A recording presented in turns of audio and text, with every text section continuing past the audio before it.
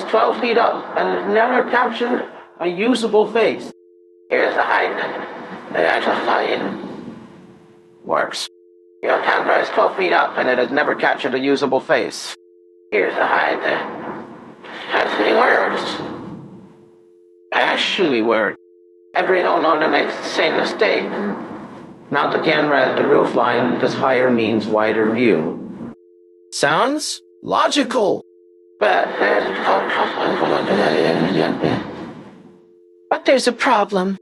The National Institute of Standards and Technology runs the most rigorous facial recognition testing program in the world. They're standardized.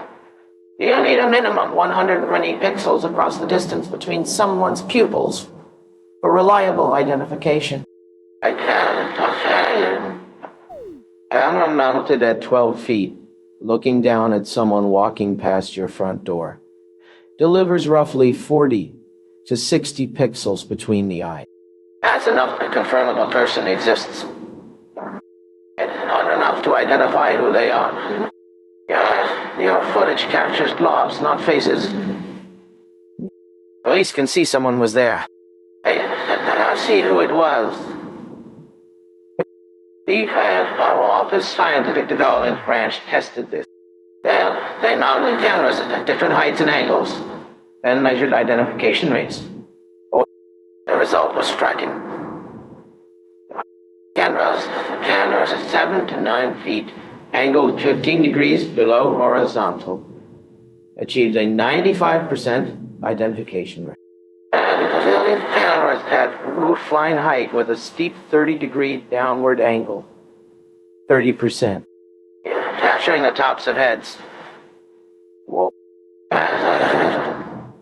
Hats. Not faces. So here's the science-backed sweet spot. Mount your primary outdoor cameras at 7 to 9 feet. That's just above a standard door frame. And go down 15 to 25 degrees below horizontal ditto. This puts faces in the center of your frame.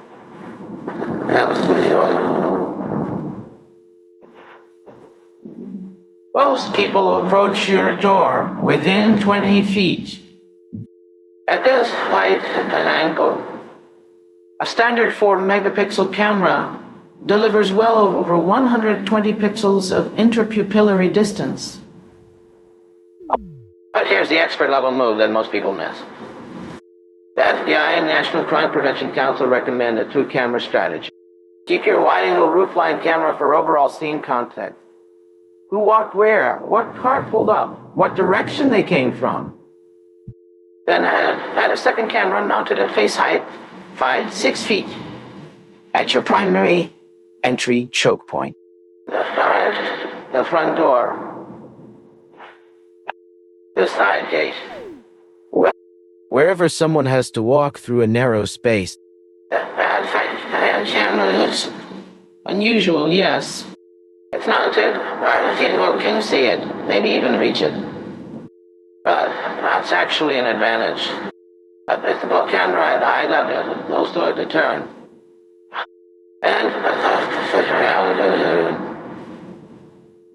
And the footage it captures is so detailed that modern AI person detection and facial recognition algorithms perform at their absolute best.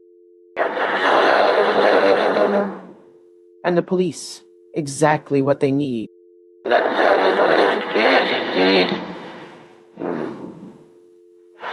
Let me give you the exact numbers to take with you.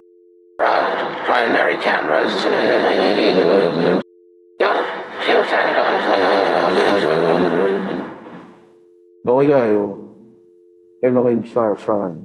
Angles horizontal.